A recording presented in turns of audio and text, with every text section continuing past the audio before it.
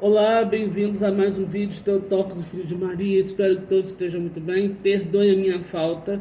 E nós hoje vamos falar, sim, a respeito dos evangelhos que eu deixei de falar e das leituras também que eu deixei de mencionar, que são do dia 3, do dia 4 e hoje, dia 5. Tudo bem? Então nós vamos começar lá em Êxodos, tá? 32, 7, 32, 7 a 14, ok? Então vamos lá. O Senhor falou a Moisés: vai, desce, pois corrompeu-se o teu povo que tiraste do Egito. Bem depressa desviaram-se do caminho que lhes prescrevi. Fizeram para si um bezerro de metal fundido, prostraram-se em adoração e ofereceram sacrifícios diante dele, dizendo: Israel, aí tens os teus deuses, que te fizeram sair do Egito. O Senhor disse a Moisés: vejo que este é um povo de cabeça dura. Deixe que a minha ira se inflame contra eles e eu os extermine, mas de ti farei uma grande nação. Moisés, porém, suplicava ao Senhor, seu Deus, dizendo: porque, ó Senhor, se inflama a tua ira contra o teu povo, que fizeste sair do Egito, com grande poder e mão poderosa. Porque os egípcios diriam: foi com má intenção que ele os tirou do Egito, para matá-los nas montanhas e exterminá-los da face da terra. Aplaca-se a tua ira, perdoa a iniquidade do teu povo, lembra-te de teus servos Abraão, Isaque e Israel, com os quais te comprometeste por juramento, dizendo: tornarei os vossos descendentes tão numerosos quanto as estrelas do céu e toda esta terra de que vos falei. E eu a darei aos vossos descendentes como posse para sempre. E o Senhor desistiu do mal com que havia ameaçado seu povo. Agora nós vamos para a leitura do Evangelho em João 5, 31 a 47.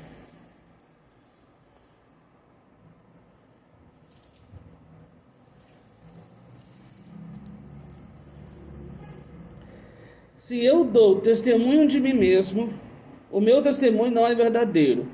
O outro é quem dá testemunho de mim, e eu sei que o testemunho que ele dá de mim é verdadeiro. Vós mandastes perguntar ao João, e ele deu testemunho da verdade. Ora, eu não recebo testemunho da parte de um ser humano, mas digo isso para a vossa salvação. João era a lâmpada que iluminava com sua chama ardente, e vós gostastes, por um tempo, de alegrar-vos com a sua luz. Mas eu tenho um testemunho maior do que o de João, as obras que o Pai me concedeu realizar. As obras que eu faço dão testemunho de mim, pois mostram que o meu Pai me enviou. O Pai que me enviou dá testemunho a meu favor. Mas vós nunca ouvistes a sua voz, nem vistes a sua face, e não tendes a sua palavra morando em vós, pois não acreditais naquele que ele enviou. Examinais as Escrituras, pensando ter nelas a vida eterna, e são elas que dão testemunho de mim. Vós, porém, não quereis vir a mim para terdes a vida. Eu não recebo glória que venha dos homens. Pelo contrário, eu vos conheço. Não tendes em vós o amor de Deus. Eu vim em nome do meu Pai, e vós não me recebeis.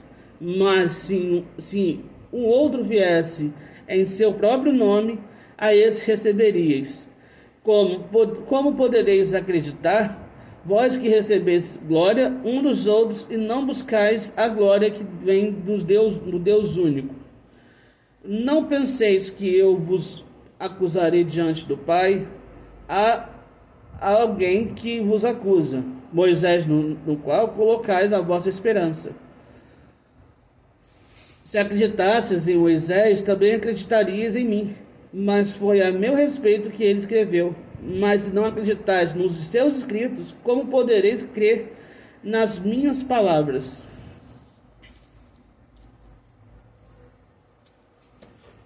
Vamos ao comentário. Jesus se justifica e fala das testemunhas a seu favor. Primeiro, nas obras que realiza, fica evidente a união dele com Deus Pai. Por isso, o Pai dá testemunho dele. A vida nova consiste em viver na comunhão com o Deus que nos ama. Jesus mostra Deus presente nas obras por ele realizada. Essa comunicação da vida torna-se ainda mais intensa quando se dirige aos pequenos, levando-lhes a liberdade de viver e devolvendo-lhes a dignidade e a autonomia. Assim, é possível também criar comunidades onde sejamos construtores da fraternidade, na alegria e na paz. Somos, pois, vocacionados a participar da obra em favor da vida, e Jesus nos quer comprometido. Deus Pai confirma toda a obra realizada por Deus. Finalmente, as Escrituras são testemunhas autorizadas de Jesus. E eis aí a grande contradição e a prova mais clara de que seus inimigos estão completamente de costas à vontade de crer. Pedem sinais, mas não dão ouvidos. Fiquemos atentos aos sinais que a cada momento proclamam a ação de Deus em nossa vida. Agora nós vamos para a leitura e evangelho do dia 4, que está em Sabedoria 2, versículo 1 e versículo 12 a 22, e o evangelho de João, capítulo 7, versículo 1 a 2, versículo 10 e versículos 25 a 30.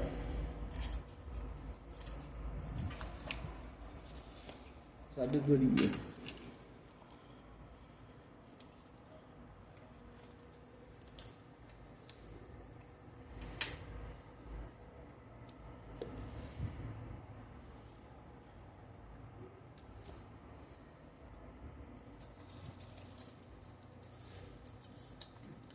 Dizem entre si, em seus falsos raciocínios: curto é o tempo de nossa vida e cheio de tédio, e não há alívio quando chega ao fim.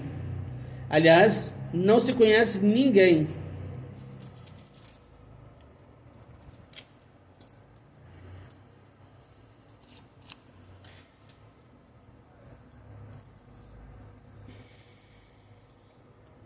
Oprimamos o justo pobre e não poupemos a viúva, nem respeitemos os cabelos brancos do ancião. Armemos ciladas ao justo, pois nos estorva.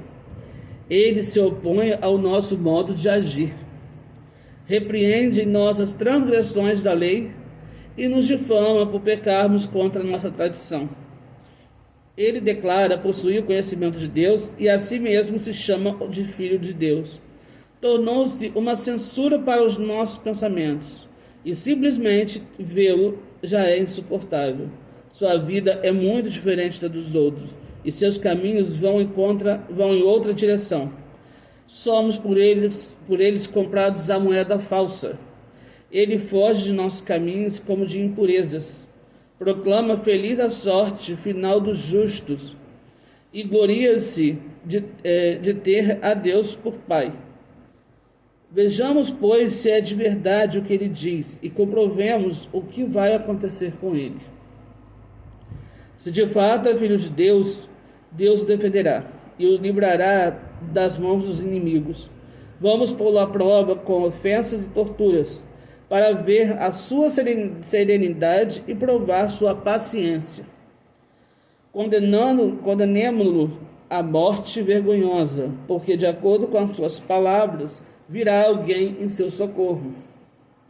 Tais são os pensamentos dos ímpios, mas eles se enganam, pois a malícia os torna cegos. Eles não conhecem os segredos de Deus, não esperam recompensa para a vida santa, e não dão valor à honra das almas puras. Agora nós vamos para o Evangelho de João. João 7,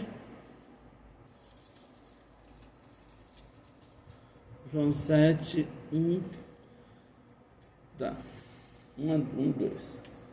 Depois disso, Jesus percorria a Galileia. Não queria andar pela Judéia, porque os judeus procuravam matá-lo. Estava próximo à festa dos judeus, chamada das tendas. Depois que seus irmãos subiram para a festa, Jesus subiu também, não publicamente, mas em segredo. Alguns de Jerusalém diziam: não é este a quem procuram matar? Olha, ele fala publicamente e ninguém lhes diz nada. Será que os chefes reconheceram que realmente ele é o Cristo? Mas este nós sabemos de onde é. O Cristo, quando vier, ninguém saberá de onde é. Então, pois, ensinava no templo, Jesus exclamou: sim, vós me conheceis e sabeis de onde eu sou. Ora, eu não vim por conta própria. Aquele que me enviou é verdadeiro, mas vós não o conheceis. Eu o conheço porque venho dele e foi ele quem me enviou. Eles procuravam então prendê-lo, mas ninguém lhes pôs a mão, porque ainda não tinha chegado a sua hora.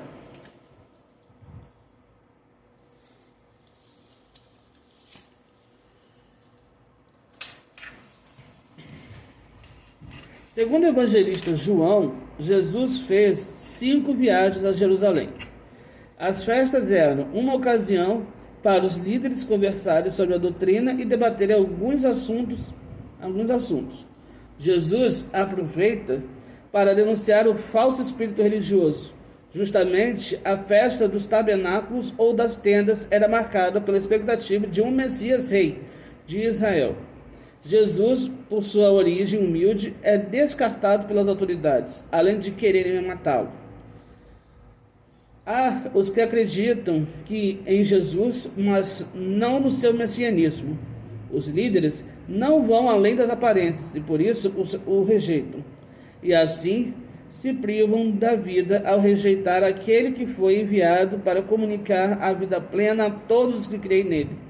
A fé é dar um salto no que não se vê e ir além das aparências. Crer em Jesus, o Filho de Deus, é reconhecer a sua presença nas pessoas, principalmente nos necessitados.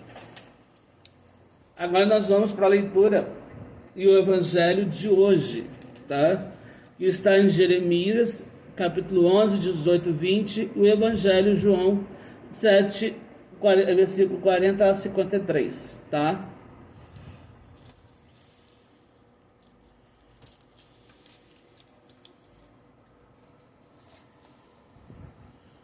Jeremias 11, 18 e 20. 18 e 20, isso. O Senhor me fez conhecer e eu fiquei sabendo. Fez-me ver os projetos deles, pois eu, qual manso cordeiro levado para o matadouro, não sabia que planos tramavam contra mim. Eles diziam: vamos acabar com essa árvore enquanto é nova. Vamos cortá-lo hoje da terra dos vivos, para que seu nome não mais seja lembrado, mas Senhor dos Exércitos, cuja sentença é a justiça, que examinas a mente e o coração, possa eu ver a tua vingança contra eles, pois a ti eu expus a minha causa.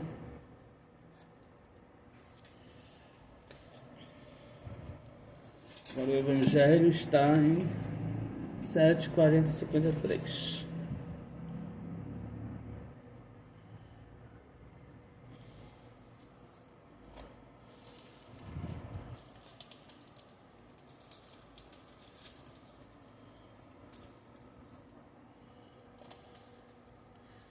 Ouvindo essas palavras, alguns da multidão afirmavam: verdadeiramente ele é o profeta. Outros diziam: ele é o Cristo.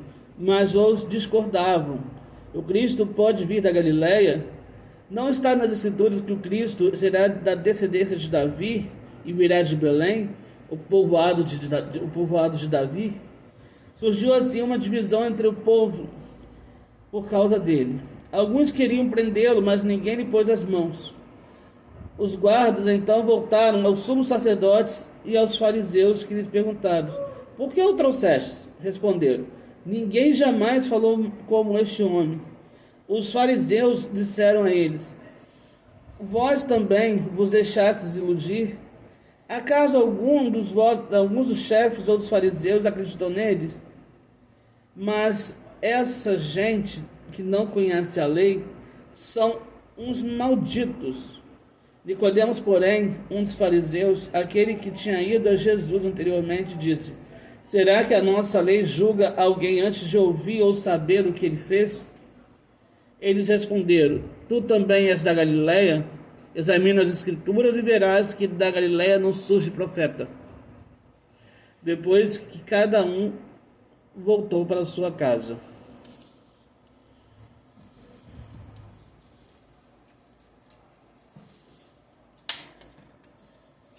A discussão é sobre o messianismo de Jesus. O profeta e o Cristo era quem o povo esperava, com base nas Escrituras. O debate se centra não nas atividades desenvolvidas por Jesus, mas na sua procedência. A ação de Jesus como profeta ungido e enviado por Deus provoca reações a ponto de alguns pretenderem chegar às vias de fato. A discussão pode ser reflexo dos conflitos existentes entre os membros da comunidade cristã e as lideranças judaicas a respeito do messianismo de Jesus. Para os líderes judaicos, o Messias esperado deveria se adequar às suas crenças e não eles à realidade. O texto nos faz pensar nas vezes em que pretendemos que a realidade se adapte às nossas crenças, e não o contrário, a aceitação da realidade como ela é. Palavra da salvação, glória a vós, Senhor. Bom, eu espero que as palavras tenham efeito sobre cada um de vocês, né? Que a gente possa acreditar verdadeiramente no projeto de Deus, né? Que Cristo é o Messias, né? Que Ele é o nosso intercessor, mediador, advogado, nosso irmão, né? E que nada possa estragar o que nós temos de fé com relação ao Cristo, que é o Cristo ressuscitado, sabe? Eu peço a Deus que quem não conhece a palavra e que está começando a conhecer junto comigo também, né, que a gente possa continuar nessa caminhada, ok? Obrigado por estarem aqui comigo, e amanhã a gente volta, mas volta no dia certo agora, no dia 6 certinho, tá? E o vídeo vai ser mais curto, ok? Que Deus abençoe a todos, um ótimo final de semana e fique com Deus.